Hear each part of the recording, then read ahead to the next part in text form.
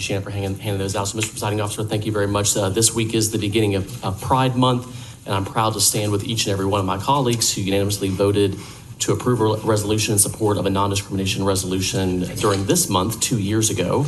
And after much deliberation and consideration, I introduced before you an agenda item that officially codifies the aspirations and sentiments of this Board of Commissioners as we advocate for equality and justice with the passing of a local non-discrimination ordinance here in DeKalb County, Georgia. And what better time to do so during the month of June when the world celebrates Pride. In our diverse community, every individual deserves to be treated with respect, dignity, and equality, regardless of their sexual orientation, gender identity, or gender expression. It is imperative that we stand up against discrimination in all of its forms and ensure that our county is a safe, inclusive space for all, especially in light of the attacks on transgender youth from legislators around the country, including here in Georgia. By passing a non-discrimination ordinance, we send a powerful message of acceptance and support to our LGBTQ community members. We declare that love is love and that no one should face discrimination on prejudice based on who they are or whom they love. Not only is this matter of human rights, but it is also an economic and social imperative. When businesses and employers operate in an inclusive environment, they attract a diverse range of customers, clients, and employees. By embracing diversity, we foster innovation, creativity, and economic growth. Let us use this month of Pride to honor the progress we have made and to reaffirm our commitment to equality. By passing a non-discrimination ordinance, we join the ranks of forward-thinking communities that celebrate the diversity, embrace inclusion, and create a brighter future for all. These communities include nearly a dozen around Georgia, including many here in DeKalb County, including Doraville and the city of Clarkston, hopefully Tucker soon as well. So together, let us stand tall and ensure that DeKalb County becomes a shining example of acceptance, compassion, and love. Let us pass a local non-discrimination ordinance, not just for our LGBTQ community members, but for every resident who calls this county home. Thank you, Mr. Presiding Officer. And an element of this ordinance is related to employee relations. It is also amending 2 of our employee codes as well. So I'd suggest that it goes to the Employee Relations and Public Safety Committee. Thank you. So thank you very much, Commissioner Terry. I appreciate you moving this forward. I do want to say that I have been working on this in the background for quite some time. There are some, I guess, administrative aspects as well as some legal challenges that our law department has been looking at, as well as our chief operating officer. If I could call on the county attorney just to perhaps provide an update where things are right now. I think we should do ops resolution. Mm-hmm. So, good morning, Commissioners.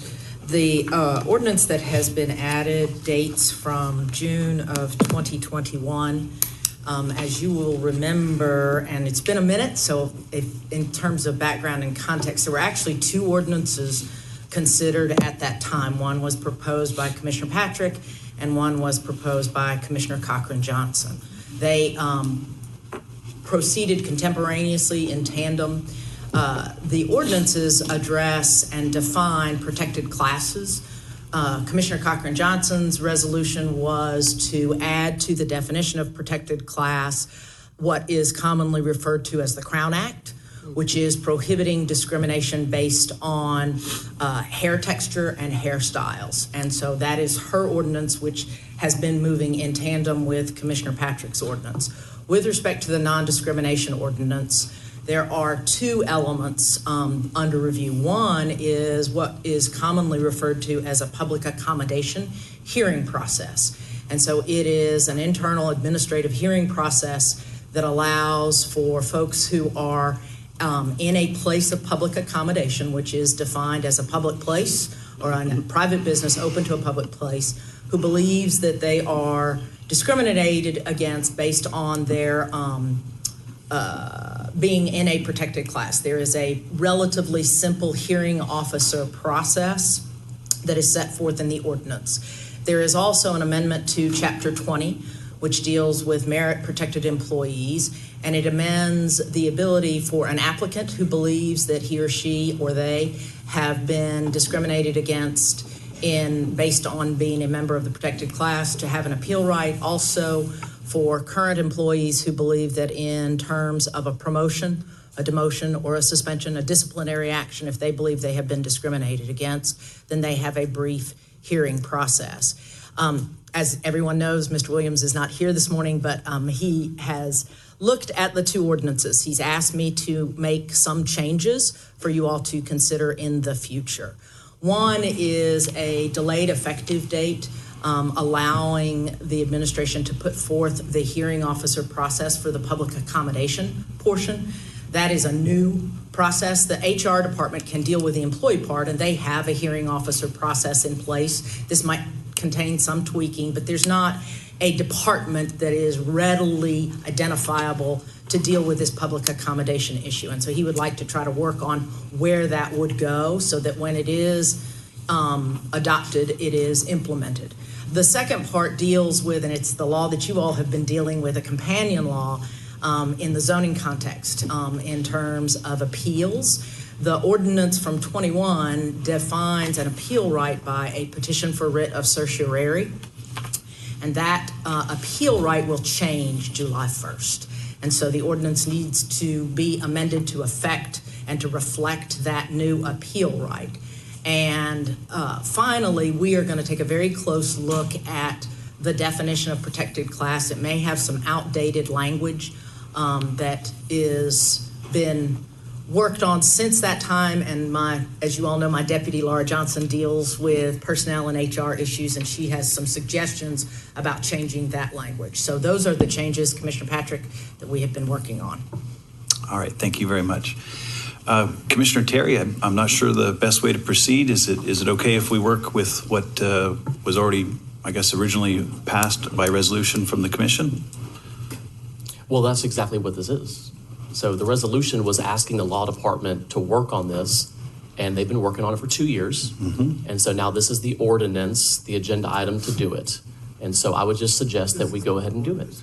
We have this month to make those changes. There's been contemplation, reflection. The county attorney just laid out a very clear process on how to do that. And we can do this in 4 weeks.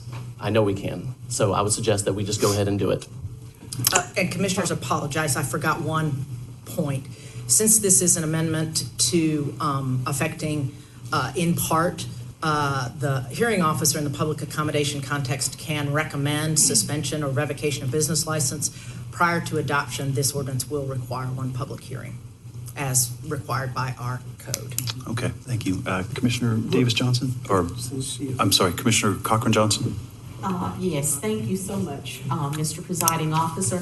My only question would be to the law department as to, and I support the effort to move it forward because we've had the conversation.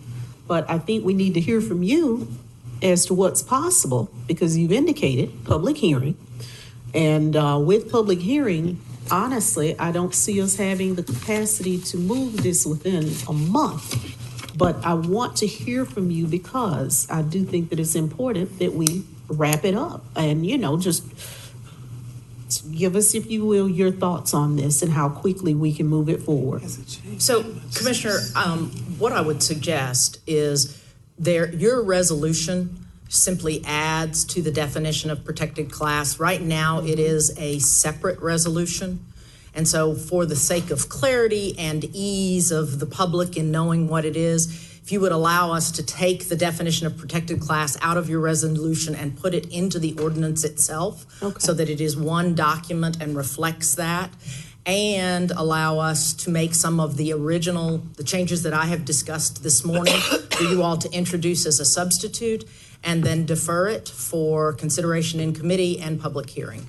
So perhaps that is going to take longer than 30 days, but certainly we could have at least a version ready for substitution on Tuesday, and then there may be future substitutes with other language, but we could have at least an initial version ready for us as a substitute on Tuesday. So I think logically, based on what you're saying, even with a 30-day deferral, that's putting a bandage on a deep wound that wouldn't heal in 30 days. We're looking more like realistically 60. Yes, ma'am.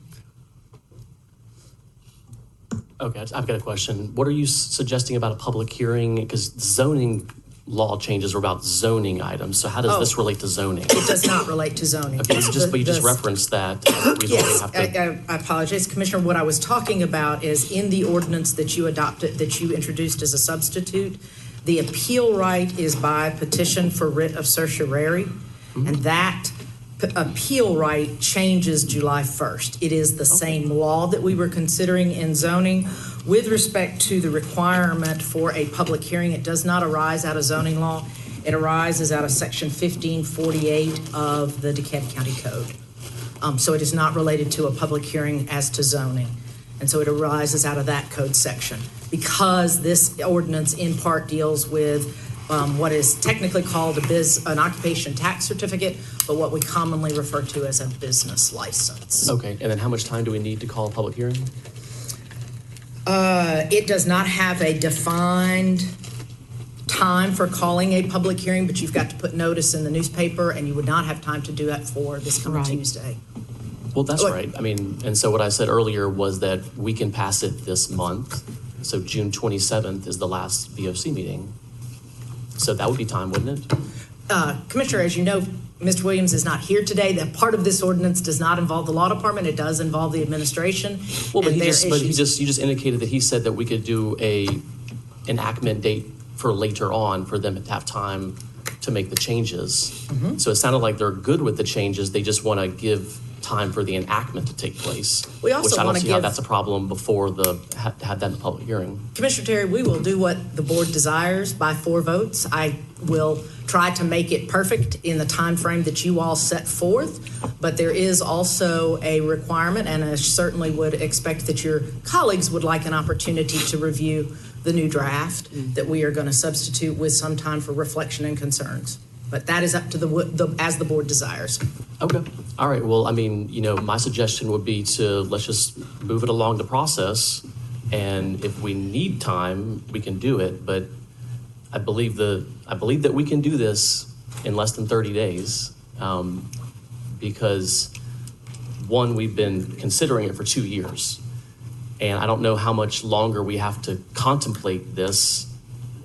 We all unanimously passed this resolution that we wanted to do it with the ordinance that is here before us. So we've actually all just voted on this 2 years ago.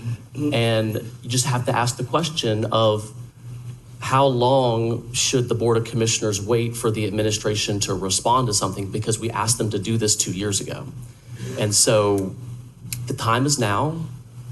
I believe that by the time it gets to the ERPS committee, it sounds like they'll have a substitute by Tuesday. I would certainly welcome the Crown Act as being part of the protected classes. If we can't get a public hearing in time by June 27th to vote on it, we certainly can defer it again. But let's not give ourselves even more time to contemplate this, because we'll just fill the time up. If we set a goal of 30 days, I think we can do it. If we can't, no big deal. We'll just defer it for 2 more weeks. But 60 days, 90 days, 2 years, at some point we have to acknowledge that there are individuals in this county that are at risk of discrimination. And this is an opportunity this month for DeKalb County to show that we actually mean what we say. We are declaring our support for Pride. We have a proclamation at the end of the month with all of our LGBTQ residents and elected officials declaring our support for Pride. Let's back up our words with action. All right, Commissioner Terry and Commissioner Cochran-Johnson, thank you. Next, I'll call upon Commissioner Davis-Johnson. Okay, Commissioner Spears. Great. Thank you, Mr. Presiding